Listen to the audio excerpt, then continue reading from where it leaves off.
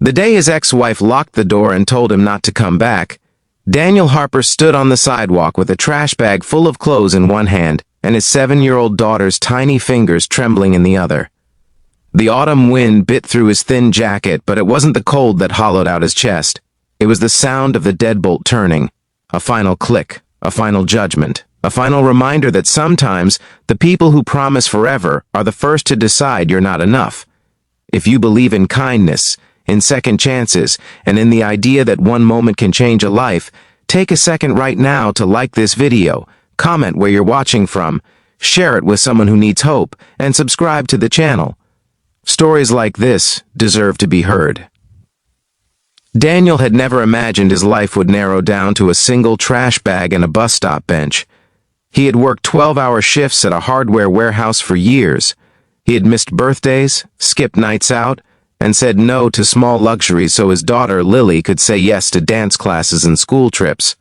But when the warehouse downsized and Daniel was laid off, the steady foundation of their marriage cracked. His wife, Marissa, had always loved security more than struggle. Within months, her patience dissolved into resentment. Arguments became routine. Words sharpened. Respect vanished. When Daniel couldn't find a new job fast enough, Marissa made her choice. She filed for divorce, kept the house her parents had helped them buy, and told him he could see Lily on weekends, if he found a stable place first. That afternoon, she packed his things into garbage bags and placed them on the porch like unwanted donations.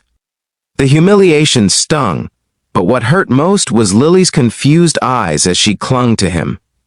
Daniel didn't cry until that night after Lily fell asleep on a worn couch in his late grandmother's abandoned house across town.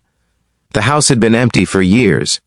After his grandmother passed away, Daniel's father intended to sell it, but life got busy and paperwork piled up. The old place sat quietly on Maple Street, surrounded by overgrown hedges and fading paint. It smelled like dust and lavender. The electricity flickered, and the plumbing groaned like an old man stretching his bones. But it had a roof, and it was theirs. Daniel spent the next weeks cleaning. He scrubbed mold from the bathroom tiles and patched holes in the drywall. He sold his wedding ring to pay overdue utility bills.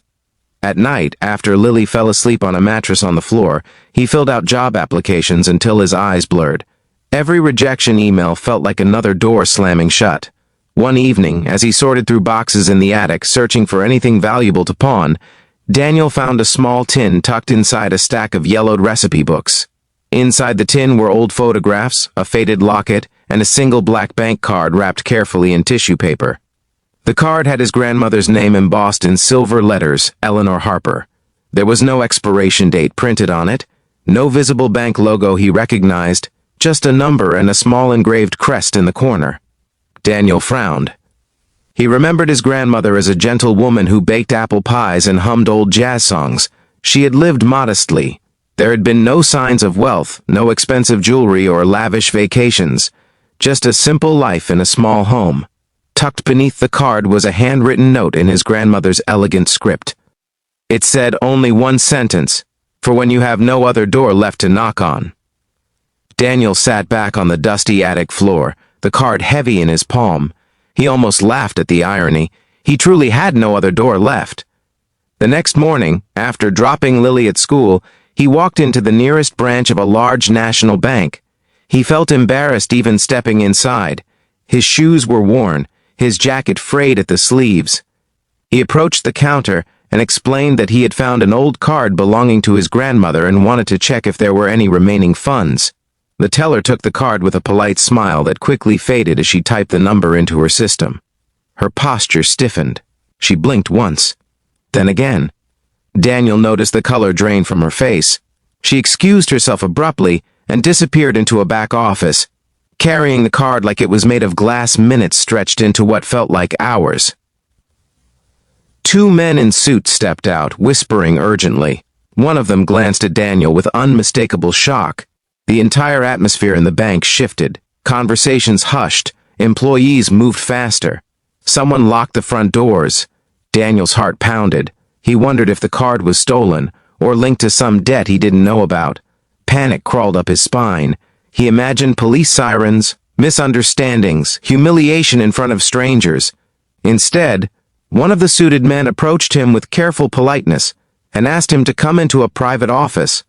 Inside, the branch manager's hands trembled slightly as he placed the card on the desk between them. He explained that this was not an ordinary bank card.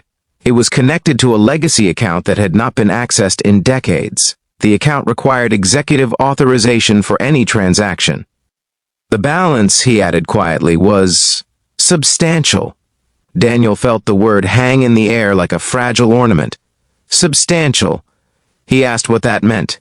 The manager swallowed and turned the monitor slightly so Daniel could see. The number on the screen didn't register at first. It had too many zeros. His mind tried to rearrange it into something reasonable, something believable, but it didn't change. His grandmother, the woman who clipped coupons and mended socks, had been sitting on a fortune. Before Daniel could process it fully, the manager's phone rang. He answered quickly, his tone suddenly deferential.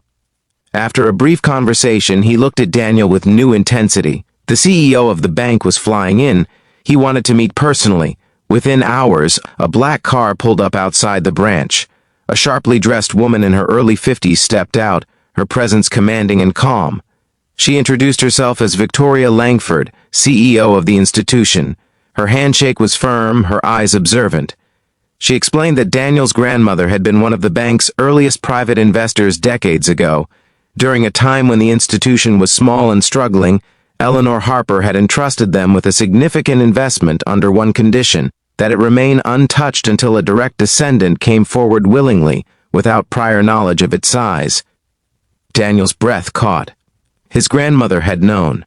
Victoria continued, explaining that Eleanor had once been a brilliant financial strategist who stepped away from corporate life after her husband's death. She chose simplicity over status, quietly allowing her investments to grow. The account had multiplied over the years into an extraordinary sum. Daniel sat in stunned silence. The weight of the past months crashed into him all at once. The nights on the cold mattress, the humiliation, the fear of not being able to provide for Lily, and now this. But what struck him most wasn't relief, it was understanding. His grandmother had seen something in him. She had known that pride might stop him from asking for help, so she created a safety net he would only find when he truly needed it. Victoria assured him that the funds were legally his. The bank had been waiting for this day for years. When Daniel left the building that afternoon, the world looked different. The same streets, the same traffic, but the air felt lighter. He sat in his old car and allowed himself to cry, not out of despair this time, but out of overwhelming gratitude. Yet the real transformation didn't happen in the bank. It happened that evening when Lily ran into his arms after school, excitedly telling him about her spelling test. Daniel held her tightly and realized something important. The money wasn't a rescue from failure. It was a tool for purpose. In the weeks that followed, Daniel paid off debts quietly. He repaired the old house instead of buying a mansion. He invested wisely, honoring his grandmother's legacy. Most importantly, he created a foundation in her name dedicated to helping single parents who had been displaced or abandoned. He knew firsthand what it felt like to sit on a bus stop bench with nowhere to go. Word of his transformation eventually reached Marissa. She tried to re-enter his life, suddenly soft and apologetic. But Daniel had changed in ways money could not measure. The rejection that once shattered him had strengthened him. He declined her attempts gently but firmly, choosing peace over pride. Years later, the small foundation grew into a national program offering housing grants and job placement support. Daniel often visited the families they helped, listening to their stories. Every time he handed over keys to a safe home, he thought of that single sentence written on fragile paper. For when you have no other door left to knock on. One evening, Daniel stood in front of a newly renovated apartment complex funded entirely by the Eleanor Harper Foundation. Lily, now a confident teenager, stood beside him as families moved inside, their faces glowing with relief. Daniel realized that the true inheritance wasn't the money, it was foresight, compassion, quiet strength. His grandmother hadn't saved him from hardship. She had allowed him to endure it long enough to understand others who were suffering. Before we close this story, I want to ask you something personal. If this journey touched your heart even a little, if you believe that kindness can echo across generations, please comment the word hope below. Let's fill the comment section with hope for every single parent fighting silent battles. Daniel often revisited that first day. The locked door, the trash bag, the cold wind.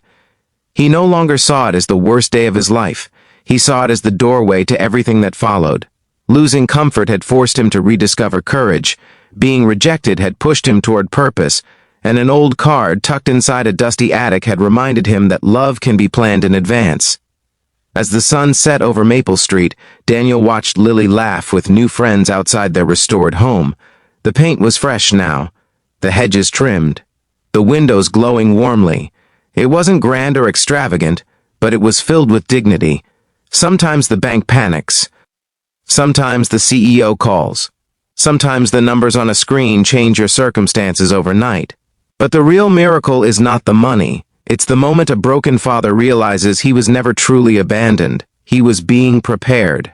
And if this story reminded you that even in your darkest hour, there may be something waiting in the attic of your life, a hidden blessing you cannot yet see, please take a moment to like, share, and subscribe. Your engagement helps stories of hope reach people who might be sitting on their own bus stop bench right now, believing there is no way forward.